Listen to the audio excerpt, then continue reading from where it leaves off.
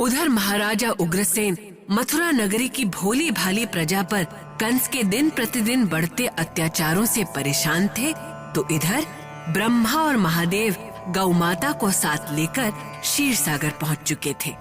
ऐसी संकट की घड़ी देखकर उनके पीछे पीछे सारे देवता भी क्षीर सागर पहुंच गए, जहां सबके कष्ट हरने वाले देवों के देव भगवान नारायण शीश शैया पर विराजमान थे।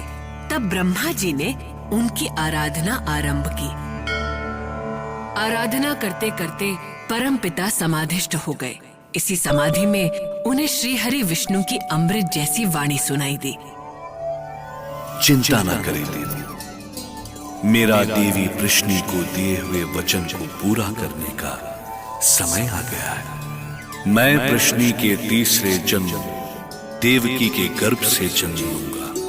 इसलिए आप सभी देवगण अपने अपने अंशों के साथ यदुकुल में जन्म लेकर मेरा सहयोग करें। इस अवतार में मेरी प्रियसी श्री राधा होंगी, जिनकी सेवा के लिए सभी देवांगनाओं को भी जन्म लेना होगा।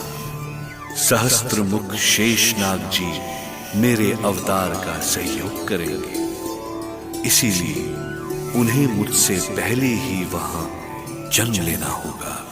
उधर स्वर्ग में श्री कृष्ण के अवतरण की पूरी भूमिका बन चुकी थी और इधर सबसे अनजान महाराज उग्रसेन ने कंस के अत्याचारों को रोकने के लिए उसे दरबार में बुलाया। पर कंस को महाराज उग्रसेन की क्या, साक्षात नारायण के आदेश की भी चिंता नहीं थी। और फिर जब सारा दिन बीतने पर कंस दरबार में नहीं पहुंचा, तो उग्रसेन क्रोध से भरे हुए खुद कंस के पास पहुंचे। कंस, तो तुम यहाँ बैठे हो। तुम जानते हो कि तुमने दरबार में ना आकर किसका आदेश ठुकराया है? महाराज उग्रसेन का। यदि तुम मेरे बेटे नहीं होते तो अभी इसी क्षण मेरे सैनिक तुम्हें बेड़ियों में जकड़कर घसीटते हुए ले जाते और अंधेरे कारागार में डाल देते, जहां तुम बरसों बरस सड़ते रहते और कोई पूछने वाला नहीं होता।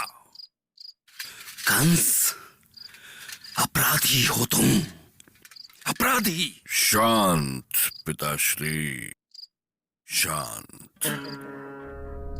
क्या कहना चाहते हैं आप कि मैं अपराधी हूं?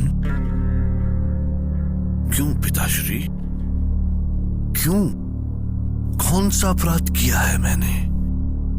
अपने राज्य की सीमाओं को धरती के आखिरी छोर तक पहुंचा देने की कोशिश करना क्या अपराध है पिताश्री? या खुद को इतना शक्तिशाली बना देना कि कोई हमारी ओर आंख उठाकर देखने का साहस ना करे, ये अपराध है? क्या अपराध है? क्या पाप है? ओह, या फिर आपके उस विष्णु के सामने लेटकर नाक ना रगड़ना वो अपराध है या वो पाप है पिताश्री? क्या है पाप? पाप क्या है ये तय करने वाला मैं कौन होता हूं कंस? इसका फैसला तो श्री हरि विष्णु ही करेंगे। मैं तो वो करता हूं जो मेरी प्रजा के हित में है। मैं महाराज हूं मथुरा का। नारायण का नाम लेकर प्रजा के हित के लिए जीना और उसकी रक्षा के लिए अंतिम समय तक लड़ना और उसी के लिए प्राण दे देना मेरा कर्तव्य है। और इसके अलावा यदि मैं और तुम कुछ भी करते हैं कंस, तो वो अपराध है। ना पिताश्री, ना, ये अपराध बिल्कुल नहीं है, बिल्कुल भी नहीं। महाराज होकर अपनी शक्ति को ना जान पाना, उसका प्रयोग ना करना, ये अपराध है पिताश्री। गाय की तरह नकारा होकर सिंहासन पर बैठे रहना, ये अपराध है पिताश्री। और अपराध है अपने प्रजा के हाथों कठपुतली की तरह नाचते रहना, ये अपराध है पिताश्री, ये अपराध है।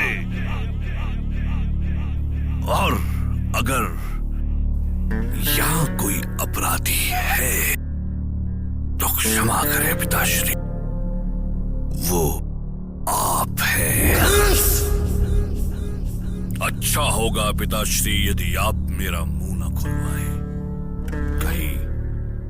कहीं आज मुझसे आपका अपमान ना हो जाए। मैं जानता हूं तुम किन के बल पर बोल रहे हो। जरासन, त्राणावर्त, अघासुर, पूतना जैसे दैत्यों के साथ होने का अभिमान है तुम्हें, पर एक दिन अंत तो सबका होना है कंस। और जो चीज हमेशा जीवित रहती है वो है सत्य और धर्म। और देखना कंस, तुम्हारी ये शक्ति ही एक दिन तुम्हारे अंत का कारण बनेगी। और आपके अंत का कारण बनेगा वो जिसे आप अपना भगवान कहते हैं, विष्णु कहते हैं। विष्णु। ध्यान से सुनिए पिताश्री, और याद रखिए मेरी बात कि उसी विष्णु की भक्ति आपके मृत्यु का कारण बनेगी, क्योंकि उस विष्णु की भक्ति ने आपको और पूरे मथुरा को इतना विनम्र, इतना कोमल बना दिया है कि कोई भी बच्चा आके कुचल जाए इसे। और ऐसा मैं होने नहीं दूंगा, होने नहीं दूंगा। कहां जा रहे हो कंस?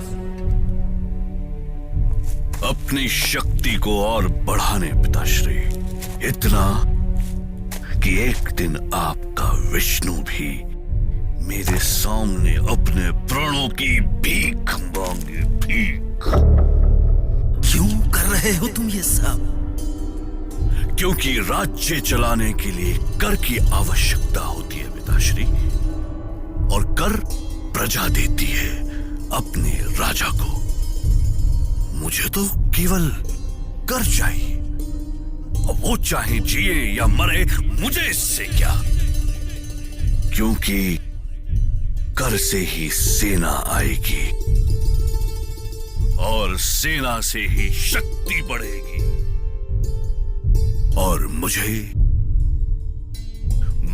वो शक्ति चाहिए पिताश्री, किसी भी कीमत पर वो शक्ति चाहिए जिसके सामने सारा संसार घुटने टेके और मजबूर हो जाए। वो आपका श्री हरि विष्णु। कंस!